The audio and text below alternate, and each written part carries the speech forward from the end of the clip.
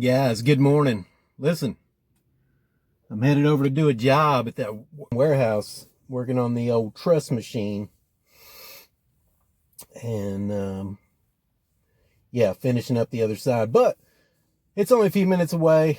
I didn't want to really record anything on the way there, so I just wanted to talk about something real quick that I had on my mind before I head out this morning. Now, I want to talk about something called camaraderie, right? It's something that a lot of younger people don't get to experience these days, the kind of camaraderie I'm talking about.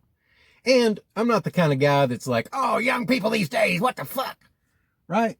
If there's something wrong with the youth of today, it's society's fault. So this is on you, motherfucker. You know what I'm saying? This is on all of us, right? Society has become easier. You know what I'm saying? Like a lot of, I was listening to a rapper not too long ago, KRS-One. He's a really good rapper, one of the best lyricists in history. And he was talking about 50 more years of hip hop was one of his latest songs. And it's just fire like all of his songs, right? And, I was thinking about the youth, right? And how it was different. Like back then, a lot of these people lived in the inner city, government, a lot of the rappers, right? Government housing. It was like their skill had to make them rise to the fucking top. They had to have the skill, right? Especially in that area, man, because it was, it's like a dog eat dog world there. So their skill had to make them rise to the top. Nowadays, it's more what your image is, what you look like. They don't have to rap as good, and people bash the young people for that, but it's really the internet, society, how society changes, makes it easier, for things like that, easier to edit video and make it look like you're doing something you're not, all kinds of shit like that. But what I want to talk about real quick, or maybe not real quick, is camaraderie like it was back for me, right? It was different for the guys that were older than me, and they can talk about something different. But when I was young, this is how it was when you were on a job site, or when you were, I learned about it in restaurants, working in the kitchen, right? These dudes were brutal. And we would just talk shit to each other. And here's something that I learned back then. If they talk shit to you, they like you. Because if they're not talking shit to you, they're talking shit about you. That means they don't like you. They're talking about you to the people they actually like. You get what I'm saying? When somebody, and you'll understand it's different. Somebody will be kind of nagging at you like, hey man, what the fuck is that? Me and my boys used to do it all the time in cable even, right? Restaurants. We used to just tear each other apart at restaurants, just talking shit to each other, right? And there was like this one dude and this one chick that would just fucking kill everybody. We called the one dude Thesaurus because it was like, he read the fucking thesaurus every day. Like, well, what kind of big words can I use and come up with? And then the chick was just fucking brutal, man. And it takes a lot for a chick to be hardcore enough to work around a bunch of dudes, because dudes are fucking mean, right? And we're mean to each other, especially if we like each other. That was the thing, right? You talk shit, even in cable, right? I worked with these two dudes in Shelbyville. We had nicknames for each other, right?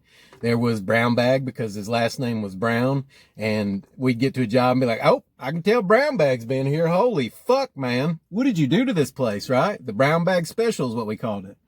And then the other guy was Shrek because he looked like fucking Shrek. I mean, we weren't getting super creative with this shit, guys. He looked like Shrek, so we called him Shrek. I mean, just like Shrek, only white. And man, he was by the book. One of the best people I've ever worked with. He taught me to be super, super, super organized and by the book.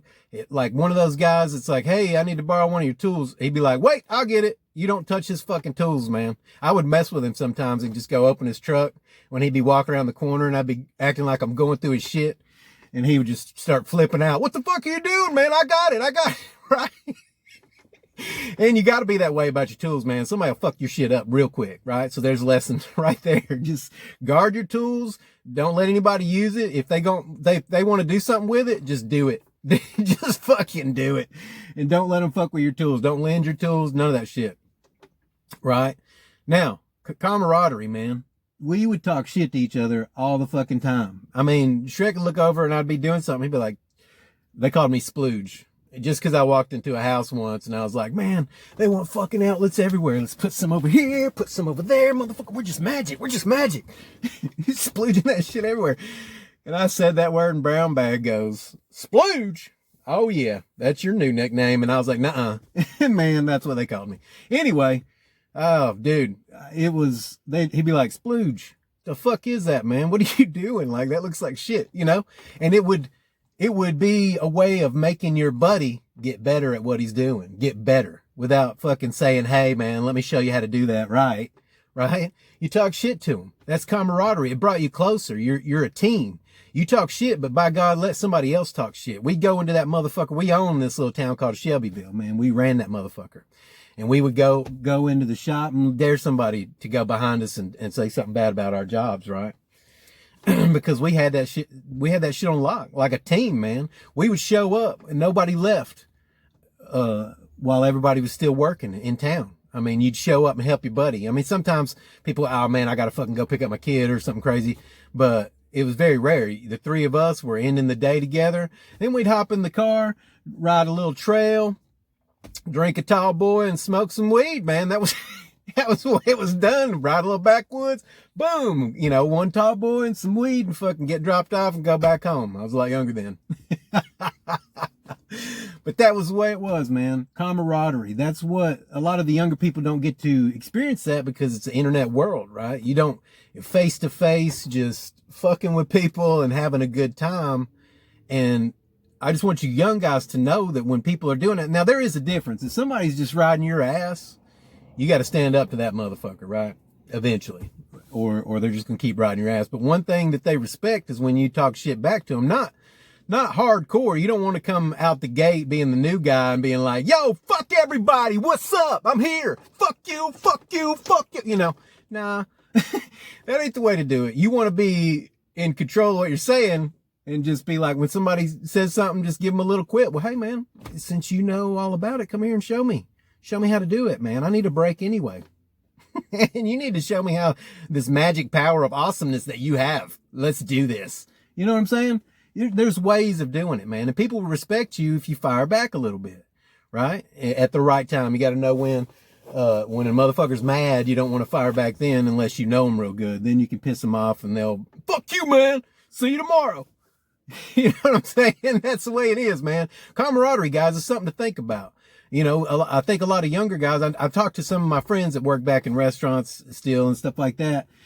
And they were like, man, it's changed. You can't say nothing to anybody anymore. And I think what's happened is it's not so much that these younger generation is wussified or whatever you want to say.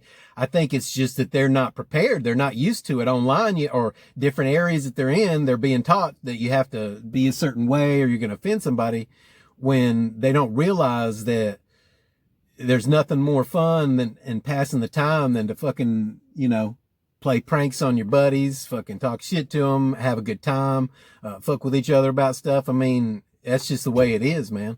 It's the way it was. And that's what made passing the time fun. And now, like, what if people aren't able to do that? And people still do that. I mean, come on. But in some areas, if you're entering into this world and you're not used to it, just be prepared for it. If they're talking shit to you, they probably like you, right? Enough to talk shit, enough to tell you, hey, you're not doing this right. Or, hey, it should look better than that. Or, hey man, let me show you. You know, they're taking their time to give a fuck, right? These are hardcore people that work out and do shit all the time. I mean, I don't know how it is. I don't know how it is in a room full of people that code, you know, like, holy shit, man, you missed an asterisk over here. What the fuck?